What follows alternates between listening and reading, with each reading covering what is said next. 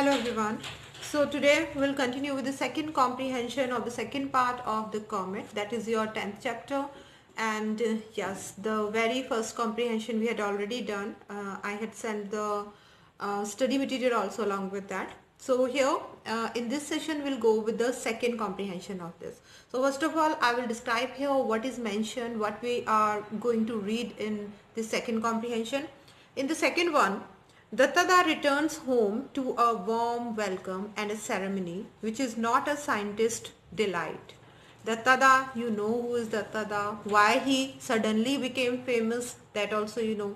Apart from that, he attended a meeting, and that's a serious one actually. A threat is there for the earth, and that's why all the scientists were there in the meeting, and Dattada had attended the same kind of a meeting there.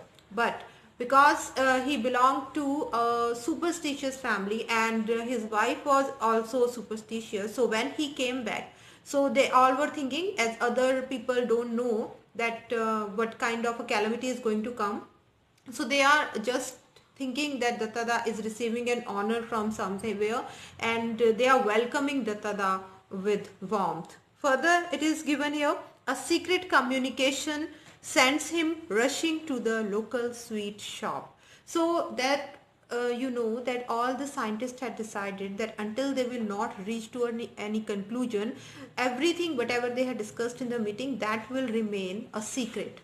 So that is happening there, that Dattada had given a phone number of a nearby sweet shop to the scientists, so that whenever they want to communicate with him, they could call on that number only. So that also a point, that is also a point. Next one is there, Indrani Devi, Dattada's wife, says that Khoka, their 8-year-old grandson, has saved the world. Her husband is seriously puzzled. So now we're going to see actually here what kind of superstitions are there which are prevailed in the family of Dattada, although he belongs to scientific knowledge and he himself is a scientist now, but still apart from the education, such kind of superstitions were there. So we are going to continue with the second comprehension here. Arriving home, he found another crowd gathered under a pandal. Pandal, you know, whenever some marriages used to be there, any function used to be there, we used to cover either the roof or the ground with the curtains and all. That is called pandal. He glanced questioningly at Indrani Devi. Surely she knew how he hated crowds. Indrani, obviously uneasy, offered the explanations. I had arranged a yajna. Yajna here means yagya, and called priest to bless you. So Dattada was, as it is mentioned in the beginning, he was a person who used to live alone actually. He likes to live alone. But here he was quite puzzled as he saw that a pandal is there and many people are gathered there. So he questioningly just looked towards Indrani Devi, his wife, and Indrani Devi then explained that he arranged a yagya for him and for the safety of him, and that's why he called few of the priests, few of the pandits. But why? Just because I left the shores of India?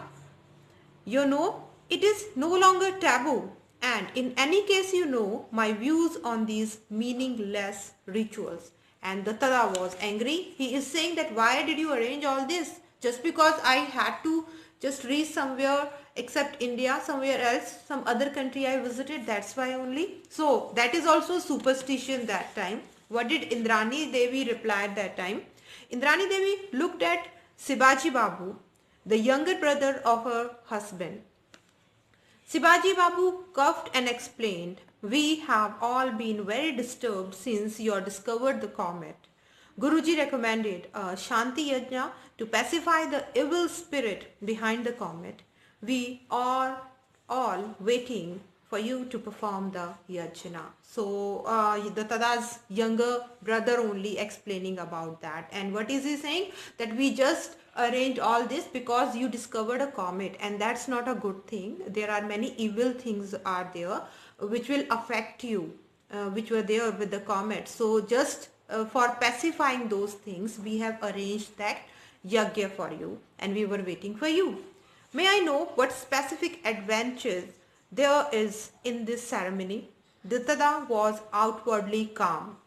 And Datada was now further asking that what do you think if we will perform this yagya, what kind of a advantage we are going to get in return? At this remark, Datada blew up. Don't you know that this is all superstition? It could be consolence in the olden times when man did not know what comets were, not so in modern time. So Datada just explaining that much only, that this is the time where we are moving towards the knowledge, we are moving towards the education, and you are still there only and you are believing in superstition, and this will not done. And he is saying, and definitely Datada was a scientist, he was a broad-minded person, he was never a believer of such superstitious, so that's why he is just against those things. Now whatever is given in that paragraph, I'm not going to read that fast because everything is related to that only, that how Datada is against that yagya, he didn't want to perform that yajna and all. Shivaji. Who is Shivaji? Shivaji Babu was the younger brother of Datada. Gently interjected, but our wise forefathers recommended such yajna. And he is saying, but our ancestors, our forefathers are there who always recommended such yajna if we just go towards a new ceremony and all.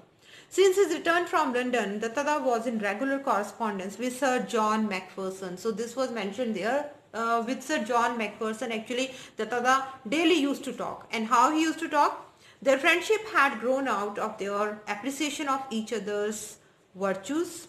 Sir John admired Dattada's scientific outlook while the latter admired the former's discipline and efficiency. So here how they become the best friend actually, and just in 2 and 3 meeting.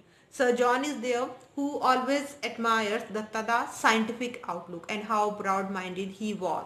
On the other hand, Dattada was there who admires Sir John just because of his just discipline and efficiency towards his work. Their correspondence means they used to talk with each other, they used to get connected, whether Dattada was in here India and he was in some other country, but still they used to correspond.